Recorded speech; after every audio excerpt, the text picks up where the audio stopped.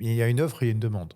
Mmh. Est-ce que c'est pas aussi de la faute du consommateur? Comment tu vois les choses dans le dialogue entre consommateurs? Parce que la cocaïne notamment depuis le Covid visiblement a pris une dimension récréative Mmh. dans toutes les sphères de la société d'une manière forte. Est-ce que tu fais partie de ceux qui pensent qu'il faut responsabiliser davantage de consommateurs?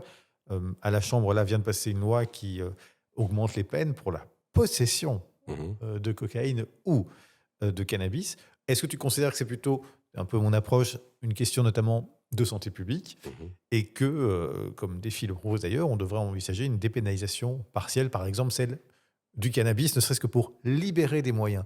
Comment est-ce que tu vois la responsabilité du consommateur et est-ce que Mmh. toi qui a été le gendarme, tu as quand même une vue sur cette politique de prohibition en réalité?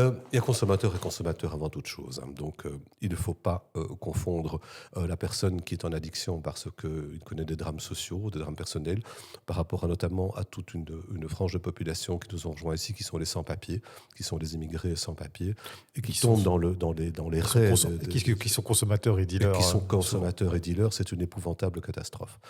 La consommation récréative, pour moi, devrait être sanctionnée. Vous savez, il y a des sanctions très simples, hein. Celui qui roule avec ses paxons de cocaïne, mais la voiture sert à son transport, eh bien, on saisit la voiture. Ce sont, par exemple, des petits exemples où il faudra tout de même un petit peu frapper fort, parce que ces gens, dans leur récréation, engraissent les organisations criminelles et ça suffit. Le, la libéralisation de la drogue, commençons par le cannabis, parce que ce serait peut-être une manière de réfléchir à la manière de le faire, de réussir, entre guillemets, Comme le Canada? comme le Le Canada, Canada qui comme même le produit. Portugal, absolument, et qui produit. Là, nous aurions une possibilité d'avoir, d'une part, des revenus pour l'État, puisque ce serait une vente organisée au profit de l'État, avec des accises et dans des points sécurisés. Ce serait un assainissement du produit également. Et là, nous avons un réel problème, c'est qu'actuellement, dans le deal du cannabis, on est en train de monter le fameux taux de stupéfiants qui, malheureusement, arrive à créer des addictions épouvantables avec beaucoup plus d'impact sur la santé. Donc, qu'est-ce qu'on va vendre? C'est une réelle question. Euh, Hors de question, bien entendu, de vendre à des mineurs. Là, il faut maintenir, évidemment, d'une répression sans faillir.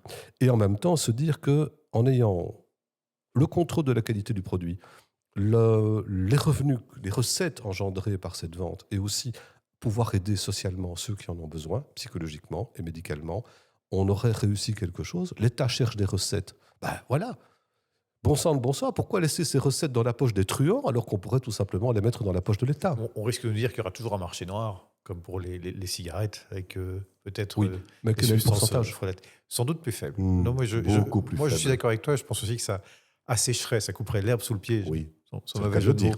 mots, d'une série d'organisations criminelles et que ça permettrait aussi de libérer des moyens policiers, notamment pour continuer à lutter contre la cocaïne et les autres méfaits.